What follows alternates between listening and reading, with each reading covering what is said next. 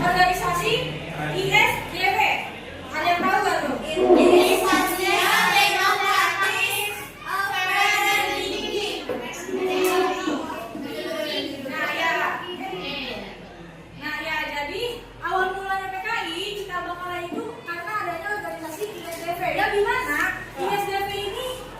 Tujuan awalnya itu baik.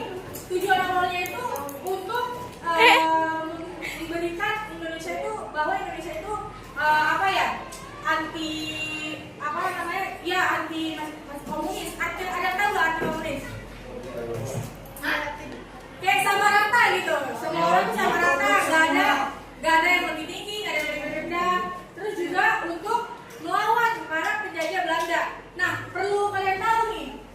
ISDW ini adalah orang Belanda semua. Jadi pendirinya itu nih,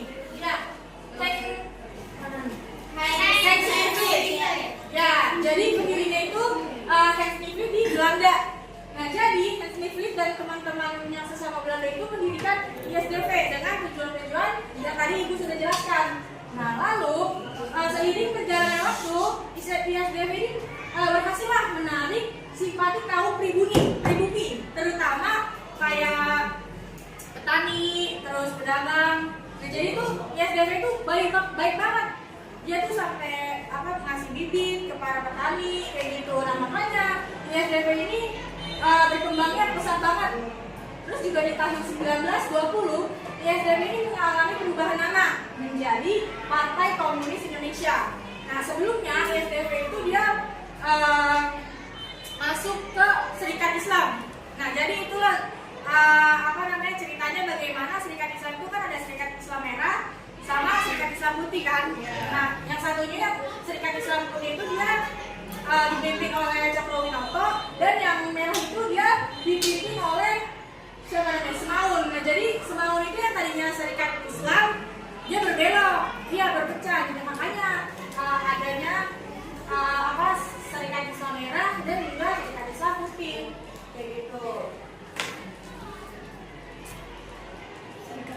Nah, selanjutnya ada ini tadi udah ya.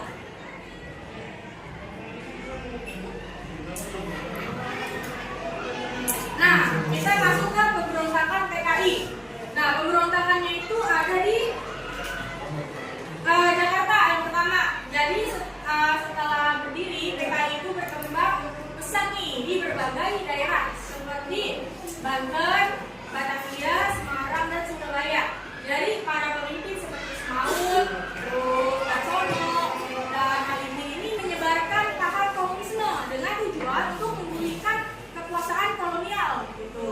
Nah, lalu pada 1926 di Jawa Barat atau di Sumatera, PKI ini melancarkan pemberontakan besar untuk melawan Belanda. Namun pemberontakannya itu tidak berhasil karena mereka itu belum matang gitu merencanakan pemberontakannya. Makanya PKI itu dinyatakan menjadi masa mati suri bagi gerakan komunis Indonesia selama beberapa dekade kayak gitu.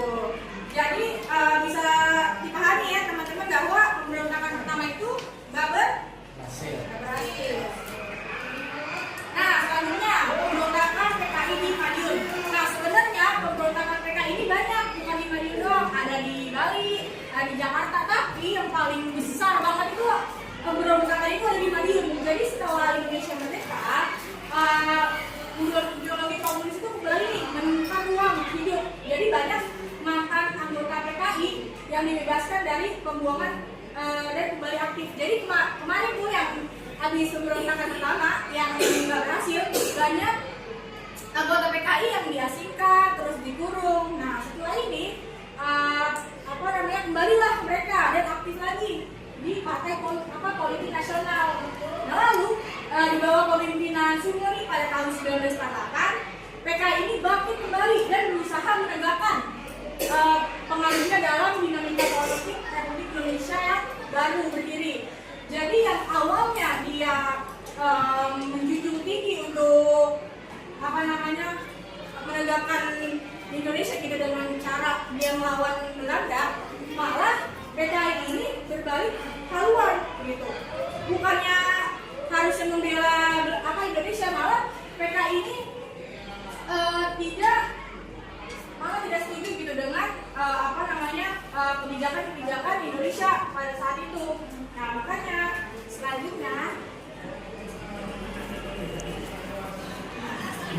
Nah, PKI di masa demokrasi terpimpin. Jadi pada pemilu 1955 nih, PKI ini menjadi partai yang cukup besar lah, yaitu jadi partai keempat yang terbesar di antara NU terus Muhammadiyah.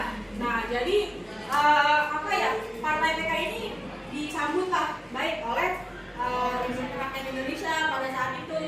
Nah, makanya dari situ walaupun besar ya, tapi PKI ini di masa ini mengalami pasang surut di akhir pemimpinan Prancis yang 1965 itu. Jadi keberhasilan mereka dalam pemilu itu tetap menjadi salah satu momen bersejarah bagi perjalanan demokrasi Indonesia. Nah, kita masuk nih ke peristiwa G30 SPKI. Ada yang tahu nggak artinya? Nah ini beradanya di mana nih? Surabaya. Nah, yang tadi ini ada di Madiun, ada di Jakarta ya. Nah, jadi pada malam 30 September sekelompok militer yang menamakan dirinya itu Gerakan 30 September itu menculik dan membunuh 6 jenderal TNI AD. Nah, ada yang tahu nggak itu sebenarnya 7 apa 6 sih? 6 jenderal 1 ekor. Nah, ya jadi ada 7 sebenarnya. Nah, tapi yang satu itu nggak jadi dibunuh karena PKI pada saat itu salah membunuh. Jadinya ada namanya Jenderal Nasution. Nah, yang dibunuh itu malah ajudannya. Iya, emangnya. Makanya jadinya ada satu yang masih selamat.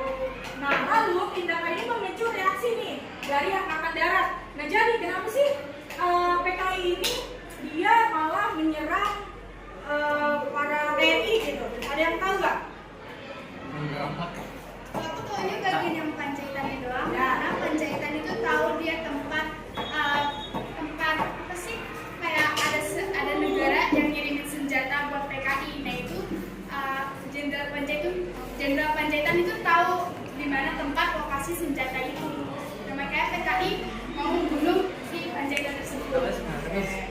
Alasan lainnya nih, alasan utama kenapa PKI ini menyerang para jenderal, karena alasannya yaitu para TNI itu masih ragu dengan PKI karena mereka kan berhaluan komunis. Jadi masih ragu nih, TNI itu benar-benar waspada dengan adanya PKI ini.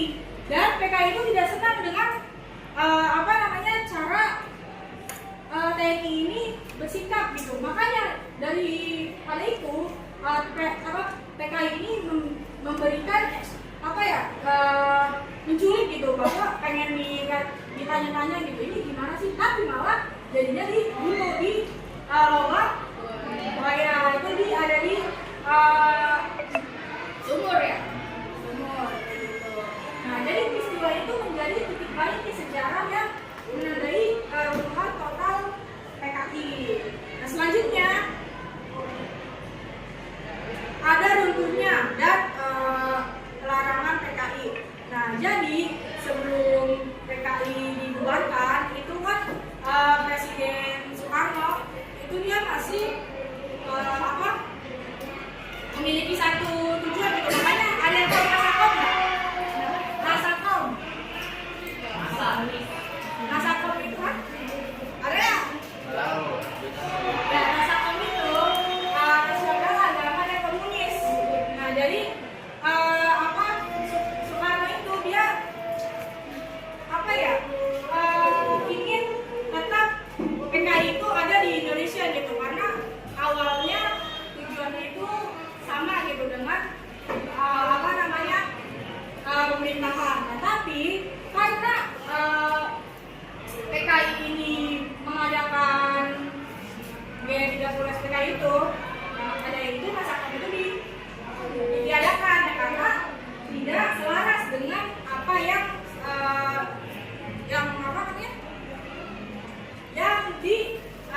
diartikan gitu. Nasakom kan artinya nasional agama komunis. Kalau komunis nggak ada, akhirnya bubar kayak gitu. Nah, lalu dibubarkannya itu melalui ketetapan MPRS dan pemerintahan Orde Baru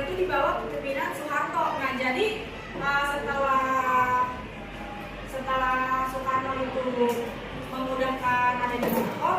Nah, Soekarno ini dia membuat itu namanya apa ya?